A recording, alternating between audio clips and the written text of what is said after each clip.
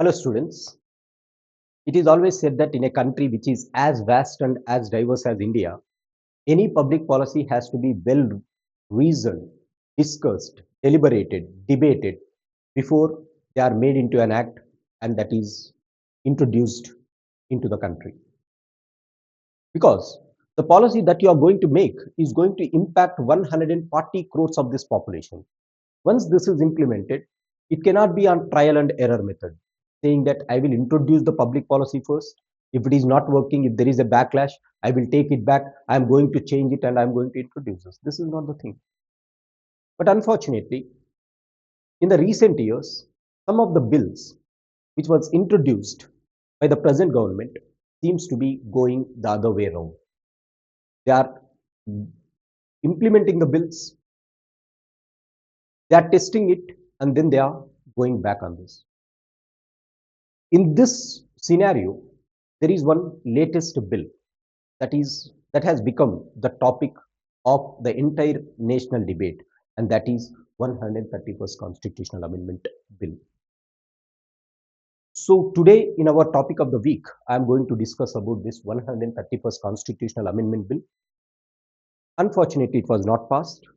So what exactly is this 131st Constitutional Amendment Bill? Why it was introduced? Why it was failed to be passed in the parliament?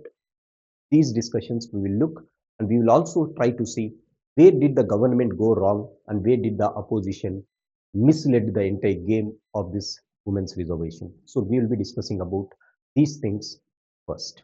So welcome to the topic of the week. This is Dhanunjay Reddy, and we welcome you to UPSC Preplab. So what is the topic about? The topic is the heated and discursive topic, that is Lok Sabha rejects Constitution 131st Amendment Bill 2026. Unfortunately, it required the so-called two-third majority, but this bill did not get that two-third majority. So that is the topic, that is the point here. So whatever the seats that is required, whatever the support that it is required, it couldn't make the light. In this context, let's start discussing or dissecting what the bill is all about. Let's start this with this analysis. So what exactly is your 131st Constitutional Amendment Bill? This is the bill introduced in the Parliament to give effect to reservations for women. Reservations for women. Now, what exactly is this reservations for women? This is the first point that you have to understand. In the year 2023, the Parliament of India passed one historical act known as Nari Shakti Vandhan Adhiniyam, which says that it introduced Article 330A to the Constitution and Article 332A to the Constitution, which said that they are going to reserve at least 1/3 of seats in Lok Sabha and in state legislative assemblies, particularly for women. This is the clause. Then why there is a need for 131st Constitutional Amendment? Now, the devil is in the details. Try to understand this. Now, in this act, when they have introduced it, the Parliament has passed this, saying that this bill will come into effect, the reservations will come into effect after the latest census has been taken up. Based on this, there will be a delimitation commission. Based on the delimitation commission recommendations, depending upon the latest census, women reservations will be applied. This is the act which was passed by the Parliament in the year 2023. Due to these exact provisions, women did not get reservation in 2024 general elections. Unfortunately, this is the thing. Why? Latest census was 2011 census. Unfortunately, we did not have 2021 census.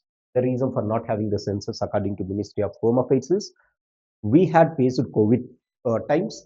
As a result, census was delayed. But it was delayed to a very larger distance, that is up to 2026.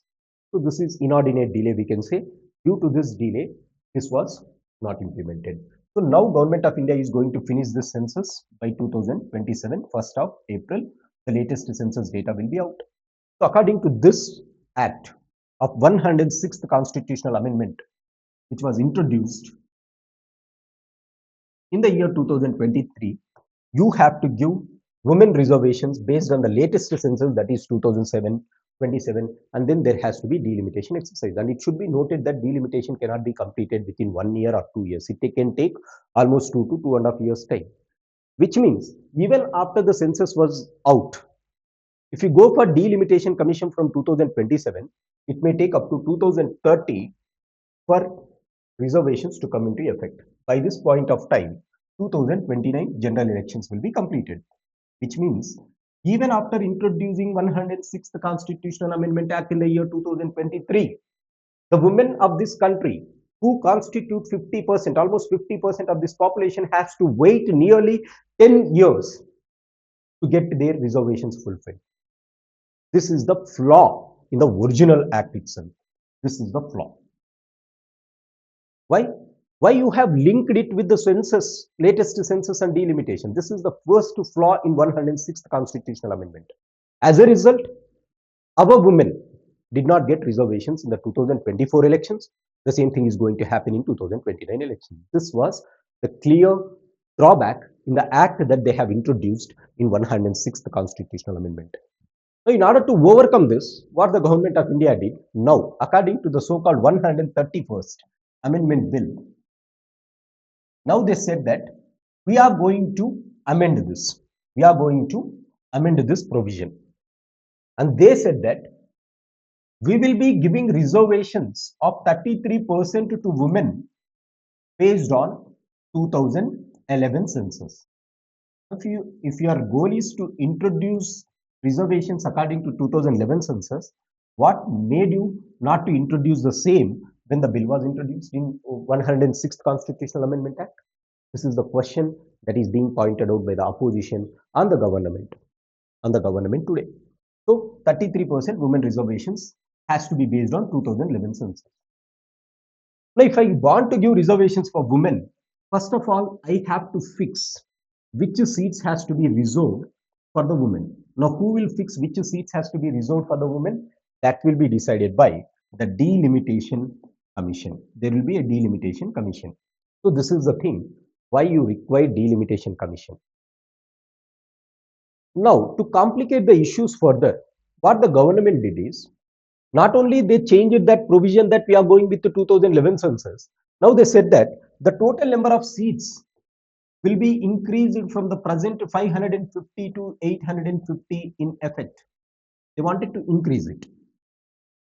We have 545, so the sanctioned strength is 550. We have 545, so they wanted to increase it to 850, which means in this 816 will be for the states and the remaining 34 or 35 will be for the so-called union territories. This is what the goal is. Why Government of India wanted to increase the seats then? Simple. The logic is simple. Now what they are saying is, we wanted to increase the seats so that whatever the reservations that we are giving to women will be accommodated in this increased seats. Will be increased in the seats. So whatever the 33% reservation that we are giving, government is indirectly saying that don't think that we are going to cut the 545 seats which is available and we are going to give it. No, Government of India is not doing that. It is increasing the seats and it is saying it. Now the problem arises here.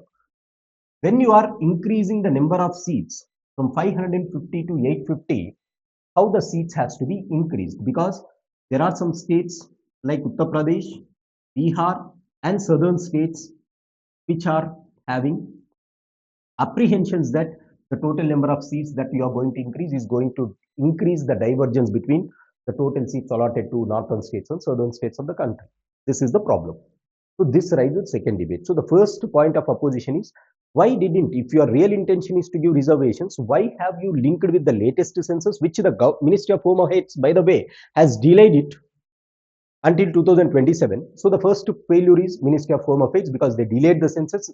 Yes, the conditions were not ripe for 2021, but at the same time, we have come out of COVID-19 much before, but the government has waited until 2026 to go with this. The second problem was, so the opposition was asking this, what made you to not have these reservations with immediate effect? The second problem was, now why are you increasing the total number of seats to 850? Why can't you give the reservations that were allotted based on 545 or 550 seats itself? Why are you increasing this? This has created the debate, the most pertinent debate in this entire article or entire bill, that is the northern versus southern states debate. So these are the 2 points that the constitution has been asking. As a result, the southern states were saying, the southern states of the country were saying that if you go ahead with the increase in the total number of seats, it is going to be disadvantage to the southern states. Because according to their logic, the government of India, after constituting delimitation commission, the delimitation commission will divide the total number of seats according to the population. And the population of north states are higher compared to south states. As a result, they are saying that we will get less number of seats in this 540 compared to northern states. You are increasing anyhow, that will be majorly taken by northern states. Now, when the opposition was saying this, the government of India, particularly the Ministry of Home Affairs, along with the Prime Minister, he has said that we are going to increase the total number of seats to 850, but in order to do justice to the so-called southern states, we are going to increase 50% of seats allotted in Lok Sabha for southern states on pro rata basis. This is what they are saying. This is what the central government has said. But it should be noted that this is just an oral promise that was given by the Ministry of Home Affairs, particularly Minister of Amit Shah, as well as Honorable Prime Minister of our country, Mr. Narendra Modi, in the Lok Sabha. It was not there in the bill. It was not mentioned in the bill. It was not mentioned in writing. It was just a oral thing. Again, the discussion has happened in Parliament where the Home Minister has challenged the opposition that if you give 1 hour to us, we are going to make these amendments and we are going to introduce. But why? Why to create that ruckus? Why should it be on ex post facto basis? Why can't you come out with the law clearly, with the bill clearly, and define whatever you are speaking? So this is another question that has been asked. So there are three issues. First one is, when you have made 106th Constitutional Amendment Act, what is the need to link it with this latest census? The second problem was, why you are increasing the seats from 550 to the so-called 850? The third one is, why you mentioned that the southern states are going to have 50% increase on pro rata basis as far as the bill is considered. It was not mentioned, it was just a oral representation. Now, this is the point of contention. As a result, amid this huge confusions, the bill has to be passed with special majority. So what do you mean by special majority? The total number of people present and voting, it should have 2/3 of support of present and voting, and it should be passed with simple majority also. So there are two things for special majority. So half of the total strength as well as 2/3 of the members present and voting. But for the first time, after this government has taken the charge, this constitutional amendment bill failed to pass the parliament because the opposition got united. Some parties felt that it is doing injustice to the southern states. Some parties felt that Prime Minister and the present government is playing this game only for political mileage, but not with the intent to do justice for the women. If the real intention is to do justice, they would have done this through 106th Constitutional Amendment Act itself. Now let's look at Delimitation Act. What exactly is the point of the southern parties? The southern countries, so the southern nations or states are arguing that if you increase the total number of seats in the Lok Sabha, we are going to get less representation. So their demand is you have to go increase the seats according to 1971 census itself. Don't go with the latest census. This is the opposition's view. But if you go with the 1971 census, at that time the population of the country was just around 51 crores. Today you have 140 crores. So this is not a feasible option. I cannot make my delimitation based on 51 crores. This is the first problem in the opposition's argument. Now, according to this, if you go by latest provisions of 2026 census, which will be announced next year, obviously the total number of population of the north will be higher compared to the southern population. So this will be the population ratio. Then you are going to get to less number of seats further. You are going to get less number of seats further. So what the opposition or the southern states are asking is, except Andhra Pradesh, what they are asking is you have to go for 91 census, 1971 census. But 106th Constitutional Amendment Act says that it has to be linked with the latest census. Maybe Government of India is going to come out with the latest census and then they will go for delimitation exercise and then they are going to come out with this. This is the thing which has happened, and amid this ruckus, the parliament has not passed this. This is exactly what 131st Constitutional Amendment Bill aimed to pass. Unfortunately, this was not passed in the House. Unfortunately, it was not passed in the House. So it required the so-called special majority. Special majority was not there. So this was linked with women's reservation, where 33% has to be given. For that, delimitation exercise has to be conducted.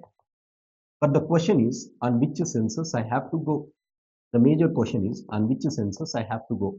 Should I go with the 1971 census? Should I go with the 2011 census? Or should I come out with 2026 census? If you are going by 2011 and 2026 census, definitely this is going to be disadvantage for South states. And if you go by 1971, this is not going to have equal representation, which is against the so-called the fundamental values of this constitution.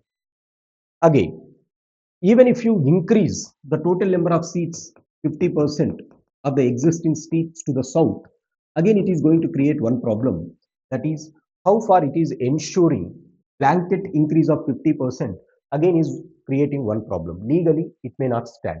Why it may not stand legally?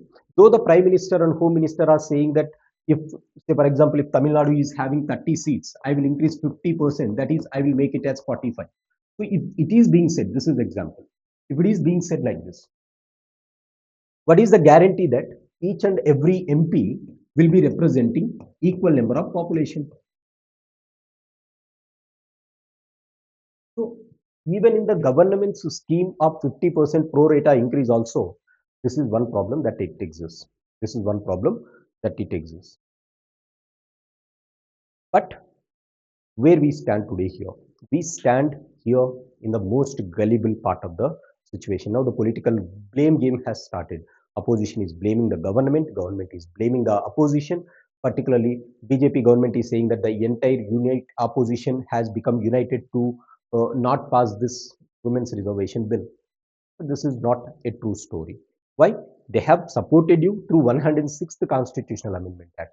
So where is the flaw? The flaw is with the law ministry who has made this bill.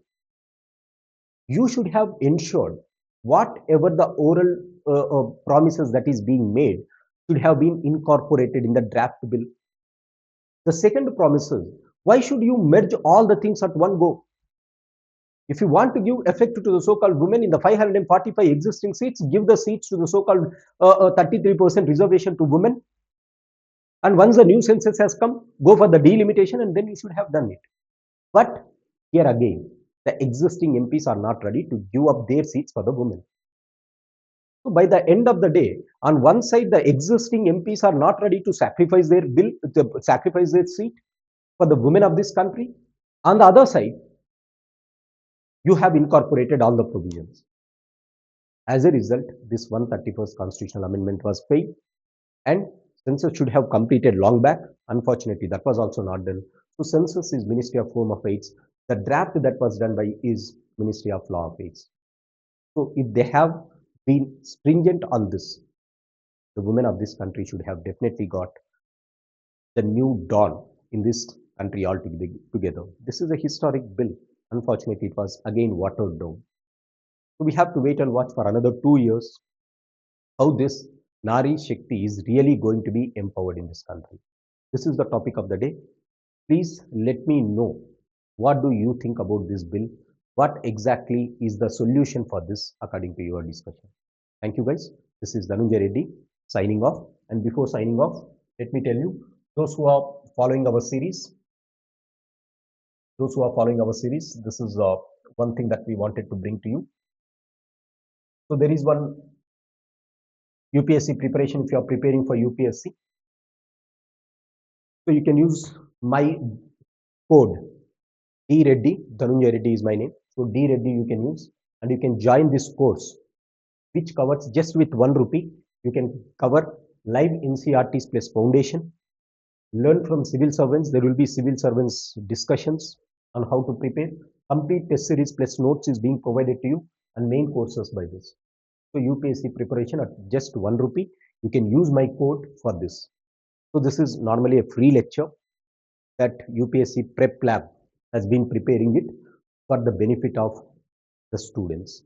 If you are interested seriously preparing for this, we request you to subscribe to this at a very nominal price, that is 1 rupee, which is almost free, to get access to this live NCERTs on foundations and civil servants, complete test series plus notes and mains courses by officials. This is what we have, guys.